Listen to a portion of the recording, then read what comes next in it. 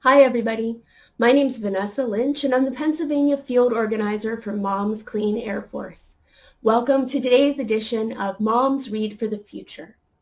Our book today is Sofia Valdez Future Prez, written by Andrea Beaty.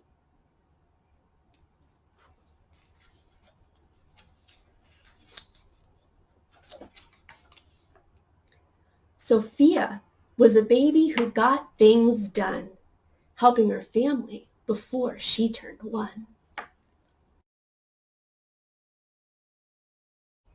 She and Abuelo went out every week to help elderly friends around Blue River Creek who couldn't get out and about on their own and with no place to gather were stuck home alone.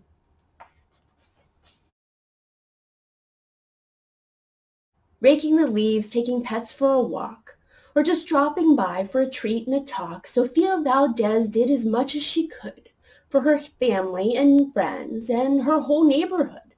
A dreamer, a doer, a real-life go-getter. Most people like good, but Sofia liked better.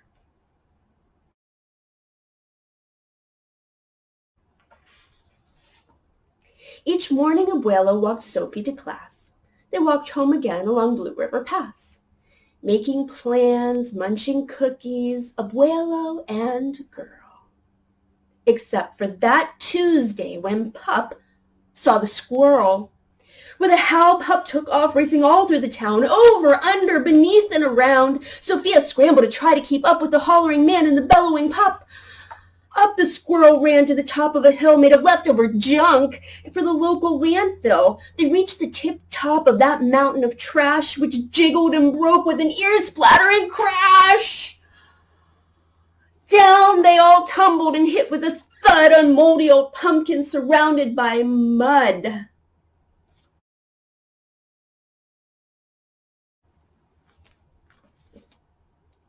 Ouch, cried Abuelo. He struggled to stand. A dangerous mess, he said, grasping her hand. The next day, Sofia walked to school solo. But it wasn't the same without her abuelo. This is not right, declared young Sofia, who glared at Mount Trashmore and got an idea.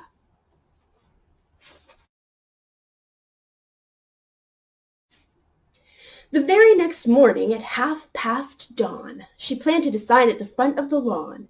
She stood back and smiled, and Pup gave a bark. Get rid of Mount Trashmore. Let's build a new park.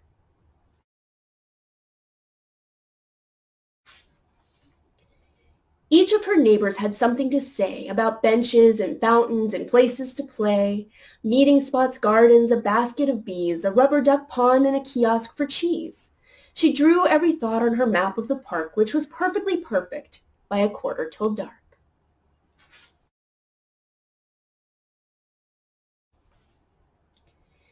She drifted to sleep in her soft, cozy bed.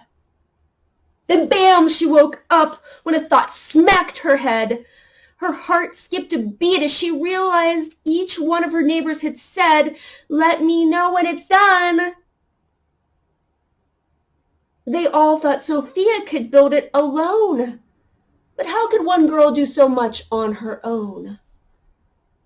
The weight of that thought made her tender heart ache as night thunder growled and she laid wide awake. Then dawn brought a storm and the gloomy sky wept, and the heart-sick Sofia finally slept.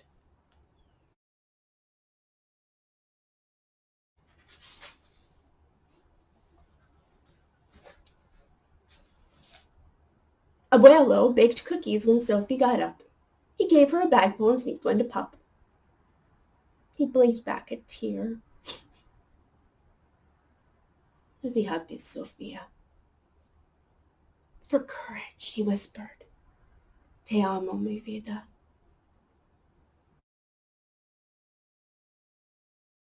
Sofia's knees wobbled. She felt weak inside. She looked at his ankle and quite nearly cried. Though she didn't feel brave or courageous at all, Sofia Valdez went to face City Hall. The mayor's office sent her to room 401, the Blue River Creek Department of Fun, which sent her downstairs to room 302, the office of duck ponds and cool things to do, to the office of monkeys, the department of cheese, the division of fountains and meetings and bees, then back to the basement so musty and cramped, where all the town's papers were sorted and stamped.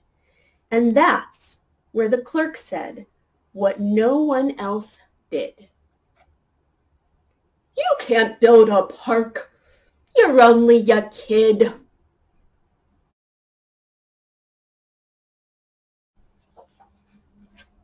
The words smacked Sofia deep down in her heart. Her plan was kibosh before it could start. "I think," said Sofia, "I think that law's wrong." But her second-grade voice didn't sound very strong. The clerk said, "Clearly it cannot be done. Do you have any questions?" Sofia said, "One.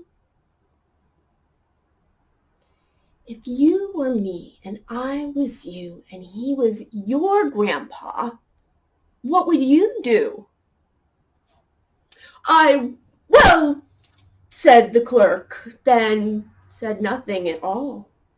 She thought, and she thought. Then she sent out a call to every employee throughout City Hall.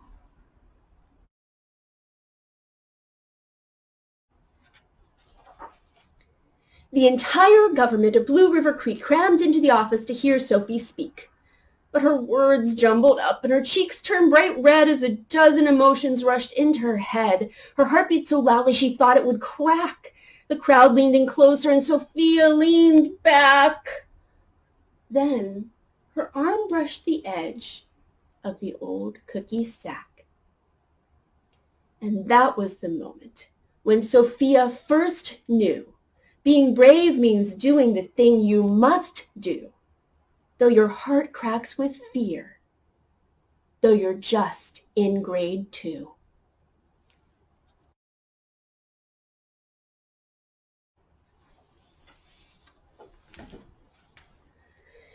She took a deep breath, looked the mayor in the eye, and though her knees wobbled, she held her head high. Sofia started talking. She spelled out her plan and why it all mattered and how it began. And once she got rolling, she had lots to say about meeting spots, monkeys, and places to play, and other ideas for things they could do to help the town elders and other folks too. She had thoughts on the library, thoughts on the zoo, and perhaps a way to combine the two, and...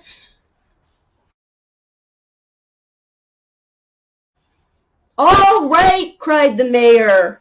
"Go start a petition. If the town wants a new park, we'll form a commission." And so young Sofia got right to work, with some help from her family and pup, and the clerk. Then others joined in, not all, but a few, like Miss Lila Greer and the kids in grade 2. There were hearings and surveys and taxes to figure, then bulldozers, cranes, and a blue bigger digger. They all built that park.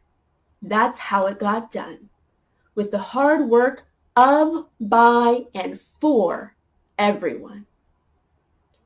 But it began with the dream of one person, just one, who laced up her shoes and then led the way to help Blue River Creek get a new place to play. And now every evening till long after dark, the town comes together in Citizens Park. They all hold this truth to be self-evident, that Sofia Valdez could grow up to be president.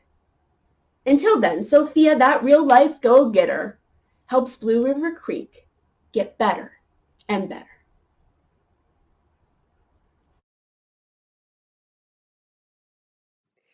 Mom's Clean Air Force is a community of over 1 million parents united against air and climate pollution to protect our children's health. Our environmental story time will be dedicated to reading environmental and conservation-focused books.